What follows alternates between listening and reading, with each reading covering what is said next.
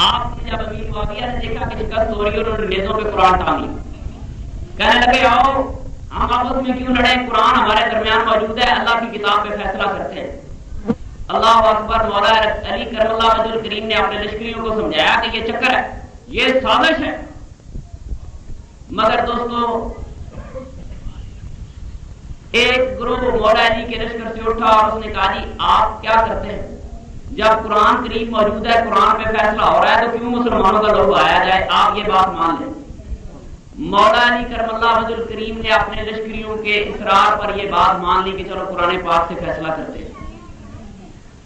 جب قرآن پاک کے مطابق فیصلہ کرنے کا وقت آیا تو انہوں نے کہا جی دو تم اپنی طرف سے آدمی مقرر کرو، جج مقرر کرو، حکمین کا تقرر ہوتا ہے، دو آدمی امیر معاویہ کی طرف سے مقرر کیے جائیں، چار آدمی مل کر فیصلہ کریں خلیفہ کسے ہونا چاہیے۔ اللہ اکبر۔ جب حکمین کا تقرر ہوا تو مولا علی کرم اللہ وجہ الکریم کے لشکر میں سے ایک بڑا حصہ باہر نکل گیا، یہ لوگ خارجی کہلاتے ہیں۔ کون سے؟ خارجی۔ کہنے لگے مولا علی کرم اللہ وجہ الکریم کو کہ اگر آپ خلیفہ برحق ہیں، اگر آپ خلیفہ برحق ہیں تو خلافت کے معاملے پر کوئی افہام و تفہیم نہیں ہو سکتی، افہام و تفہیم نہیں ہو سکتی، حق ہے۔ جب آپ بھائی حق اور باطل میں کون سا فیصلہ ہو سکتا ہے؟ حق ہے۔ انہوں نے کہا جی ہم تو یہ بات نہیں مانتے۔ آپ نے یہ حکمین کا تقرر مان کے یہ کیا ہے کہ آپ نے کہا ہے کہ معاذ اللہ یہ میرا عقیدہ نہیں، یہ خارجیوں کا عقیدہ بیان کر رہا ہے۔ خارجیوں نے کہا کہ آپ نے جب حکمین کا تقرر مان لیا کہ چار آدمی فیصلہ کریں خلیفہ کے کون ہو، تو کیا آپ کو شک تھا جو آپ خلیفہ سچے نہیں ہیں جو فیصلہ لوگ کریں؟ جی بات سمجھ گئے؟ انہوں نے کہا جی یہ تو فیصلہ نہیں ہو سکتا، فیصلہ وہ درست تھا جو امت مسلمانہ ہے، آپ کو خلیفہ چنا تھا مجبوراً۔ مولا علی کی تو اس وقت جو صورتحال تھی، یہ لوگ جو خارجی تھے یہ مولا علی کے لشکر سے باہر نکل گئے، انہوں نے کہا جی آج تک تو ہم آپ کو خلیفہ برحق مانتے ہیں، آئندہ نہیں مانتے، اور خارجی مولا علی کے لشکر سے باہر نکل گئے۔ خارجیوں کے عقیدے بڑے خطرناک تھے دوستو، میری طرف توجہ دے۔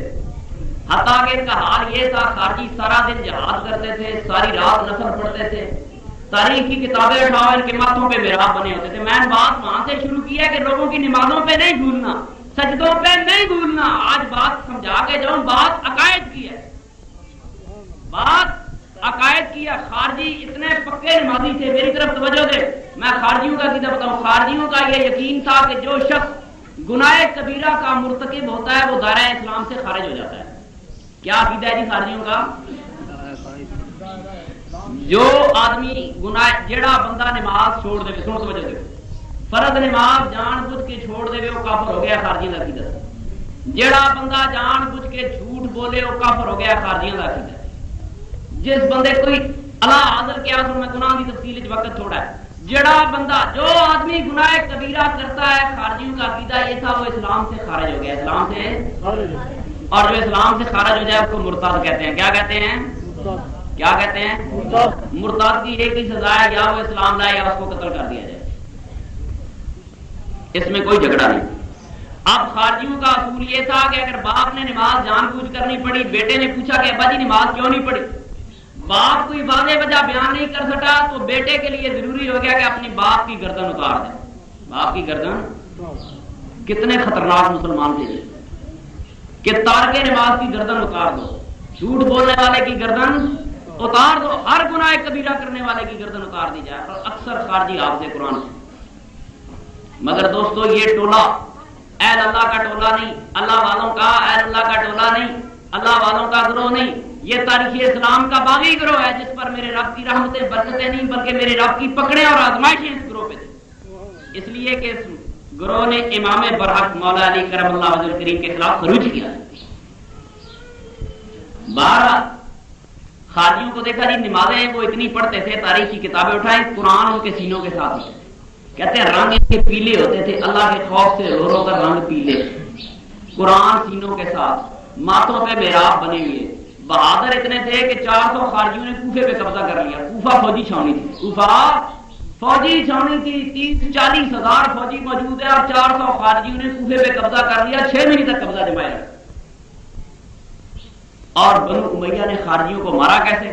یہ نمازیں پڑھنے آتے تھے، وہ مسجدوں کے دروازے بند کر لیتے تھے، اموی حکمران ایک ایک آدمی سے پوچھنا تو بتا خارجی ہے کہ نہیں، جو خارجی نہیں اس نے کہا تو میں نہیں خارجی، لیکن خارجی جھوٹ بولے تو کافر ہوتا ہے، اس کا عقیدہ ہے خارجیوں نے پینا تم خارجی ہے، خارجی نے کہنا ہاں میں خارجی ہوں. انہوں نے مسجدوں میں ان کی گردنیں اتار دینی، مسجدوں میں گردنیں. یہ وہ خارجیوں کا گروہ جو قرآن پڑھنے والا تھا، انہی خارجیوں کے ہاتھوں مولا علی کرم اللہ وجہ الکریم جیسی عظیم ہستی نے شہادت پائی. آج میں عقائد کی طرف آ رہا ہوں.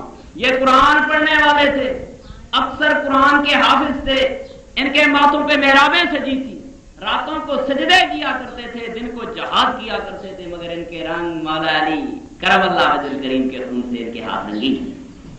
ابن عبد الرحمن بن ملجم جو مولا علی کا قاتل ہے یہ خارجی تھا. ایک عورت نے لالچ دی، کسی سے محبت کرنے لگا، اس نے کہا بھائی بات سنو، مجھ سے شادی کرنا چاہتے ہو تو پہلے مولا علی کی میں معاذ اللہ ان کو قتل کر کے آؤ. کچھ اور وجوہات بیان کی. اللہ اکبر، وہ شخص دیوانہ ہو گیا. تاریخ کی کتابیں اٹھا کر دیکھیں. ابن ملجم ایک دفعہ مولا علی کرم اللہ وجہ الکریم سے سواری مانگنے آیا، آپ نے اسے اپنی اونٹنی عطا کی، آپ نے اپنی اونٹی عطا کر دی. ابن ملجم اونٹنی لے کر نکلا. مولا علی نے صحابہ کو فرمایا دیکھو یہ میرا قاتل جا رہا ہے، یہ میرا ہائے ہائے ہائے. کہتے ہیں نبی کو علم غیب نہیں تھا، نبی کے غلاموں کو بھی علم غیب. جی نبی کے غلاموں کو کتابیں اٹھا کر دے کے آپ نے کہا یہ ہے میرا قاتل. صحابہ نے فرمایا، عرض کی امیر المومنین اگر یہ قاتل ہے تو اس کو پکڑ کر سزا دیں، اس کو مٹا دیا جائے جس نے قتل کرنا ہے. آپ نے فرمایا نہیں، اس نے ابھی تک میرے خلاف تو کوئی کام کیا نہیں، میں اس پہ حد کیسے لگا سکتا ہوں جب تک یہ عمل نہ کرے. نبی پاک صلی اللہ علیہ وسلم مولا علی کرم اللہ وجہ الکریم سے پوچھا علی بتاؤ تو صحیح، پچھلی امتوں میں سب سے بڑا گناہگار کون تھا؟ پچھلی امتوں میں اور آئندہ امتوں میں سب سے بڑا گناہگار کون ہوگا؟ اللہ اکبر. مولا علی کرم اللہ وجہ الکریم فرماتے ہیں اللہ کا حبیب بہتر جانتا ہے. اللہ کے حبیب فرماتے ہیں سنا جی، پچھلی امتوں میں سب سے گناہگار شخص وہ تھا جس نے حضرت صالح علیہ السلام کی اونٹنی کو قتل کیا، اور آنے والی امت میں وہ شخص سب سے بدبخت ہے جس شخص کے ہاتھوں تیری شہادت ہوگی، جس شخص کے ہاتھوں تیری شہادت ہوگی. میں شہادت مولا علی کرم اللہ وجہ الکریم کی تفصیلات میں نہیں جاتا کہ کہاں ابن ملجم نے تلوار ماری، مگر بعض دوستوں یاد رکھنا جب مولا علی کرم اللہ وجہ الکریم پہ ابن ملجم وار کر چکا، ابن ملجم کو پکڑ لیا گیا. پکڑ کے ابن ملجم کو جب واپس مولا علی کے پاس گھر میں لائے، آپ کے پاس لائے، آپ نے کہا ابن ملجم کے لیے نرم بستر بچھاؤ، جی نرم بستر بچھاؤ، اس کے لیے اچھی خوراک تیار کراؤ، یہ میرا مہمان ہے، یہ میرا کیسا ہو گھرانہ دوستو، کتنا سخی گھرانہ، خون بہ رہا ہے، تلوار کا کاروبار ہے. شربت بنا کر مولا علی کرم اللہ وجہ الکریم کو دیا گیا. فرمانے لگے پہلے ابن ملجم کو پلاؤ. پہلے دوستو کتنی وہ عظیم لوگ تھے.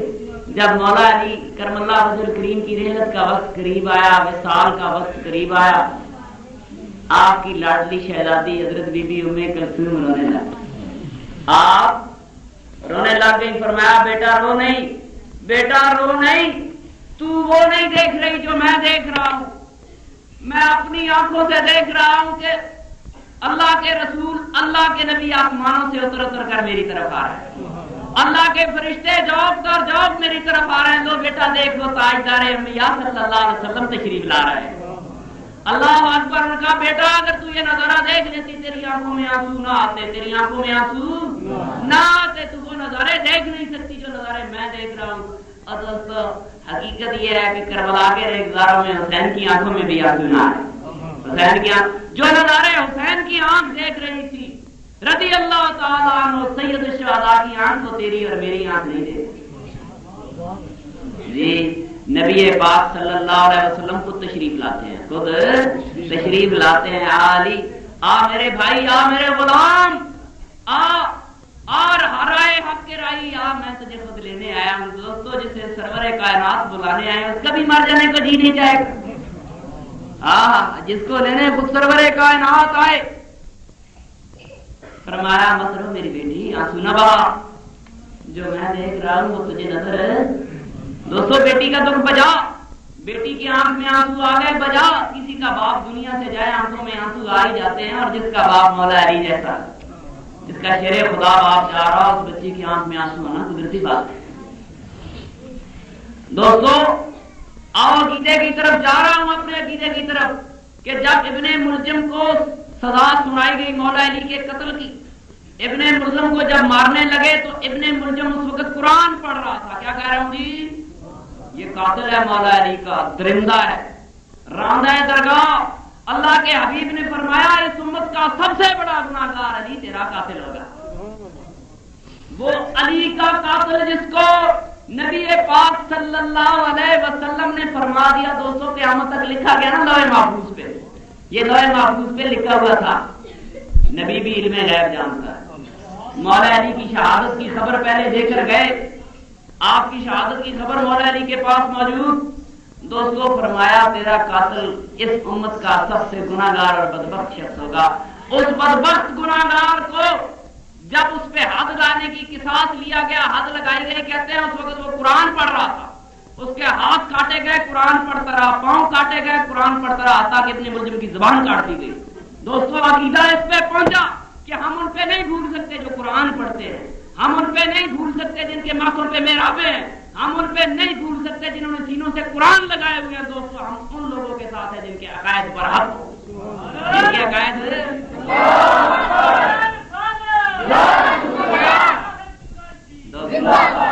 وہ حافظ قرآن کا حافظ قرآن جس کے رنگ مولا علی، جس کے ہاتھ مولا علی کے خون سے رنگے تھے. لیکن بدبخت تھا، بدبختی پہ بدبختی. وہ اپنے آپ کو بہت بڑی نیکی کی موت سمجھ رہا تھا کہ میں نے مولا علی کو شہید کر دیا، قتل کر دیا، معاذ اللہ. وہ اپنے آپ کو خوشبخت سمجھ رہا ہے. جب سزا مل رہی تھی تو قرآن پڑھ رہا تھا. میں نے آپ کو یہ سمجھایا دوستوں کہ قرآن پڑھنے پہ نہیں بھولنا، قرآن پڑھنے پہ، نمازیں پڑھنے پہ نہیں بھولنا. دوستوں یاد رکھو پہلے عقیدہ بعد میں عمل، پہلے عقیدہ بعد میں عمل، سیدھی بات، پہلے عقیدہ بعد میں عمل. میرا تیرا عقیدہ ہے کہ مرنے کے بعد جب قبر میں جائیں گے تو 3 سوال ہوں گے. کیا بھائی 3 سوال ہوں گے کہ نہیں؟ قبر میں سوال کیا ہوگا؟ تیرا رب کون ہے، تیرا رب کون ہے. سوال ہوگا تیرا دین کیا ہے، سوال ہوگا اس شخص کے متعلق کیا گواہی دیتا ہے جو تم پہ نافذ کیا گیا، محفوظ فرمایا گیا. 3 سوال قبر میں. آپ کوئی جو مرضی ہے کتاب اٹھا کر دیکھ لیں، قبر میں نہ یہ پوچھا جائے گا کتنی نمازاں پڑھ کے ہیں، کتنے روزے، کتنے سپارے پڑھ کے ہیں، کیوں نہیں پوچھا جائے گا. اور میرے بھائی توجہ دیں، 3 سوال پوچھے جائیں گے. جو ان 3 سوالوں کا صحیح جواب دے کے آئے گا والبسوا فی الجنہ، اس میں پاؤ جنت کا لباس، ان بچھاؤ ففرشوا فی الجنہ، بچھاؤ اس وقت جنت سے بچھوڑیں. اور قبریں کھلی ہو جاتا ہے نظر میرا مرد محمد تیرے کان لگا، تیرا لاڈلا سون لگے. کھول دے جنت دیا کھڑکیاں کالیاں ہواواں مانگیا رہے سویا. جڑا عقائد چو پار ہو گیا وہ پار ہو گیا، دا بیڑا پار ہے. جڑا عقیدے سے رہ گیا وہ بیڑا ہر کے چاہے 2000 نماز روزی پڑھے. سبحان اللہ سبحان اللہ. کی دسیا پہلے عقیدہ کی دسیا پہلے سنت والجماعت کو کھڑا کر گل کرنی، پہلے عقیدہ ہن تو عمل ہونا بعد میں عمل. کیوں؟ میری بات سنیں توجہ. دوستو عقیدہ نام ہے یقین کا، عقیدہ نام ہے یقین.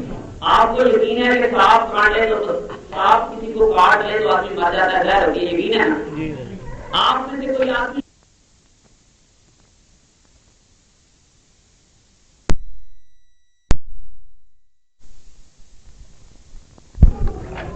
بات کرنی آسان. ہم اہل سنت والجماعت نہ فرقہ پرست ہے نہ کسی کی توہین کرتے ہیں.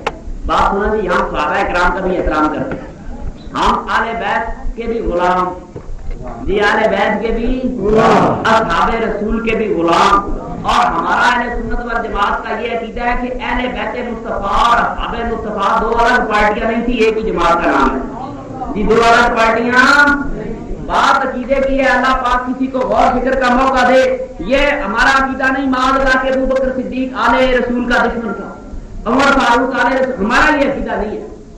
کیوں؟ یہ دلیل نہیں، اس پہ بحث ہی نہیں ہے. خدا کی قسم حضرت عمر فاروق کا بچہ کھیل رہا ہے، عمر فاروق کا بچہ ساتھ حضرت امام حسین کھیل رہے ہیں. بچے کسی بات پہ ناراض ہو جاتے ہیں، عمر فاروق کے بچے کو کہتے ہیں جا تو کیا ہے، تیرا باپ جو ہے وہ تو ہمارے نانے کا غلام ہے، ہمارے نانے کا.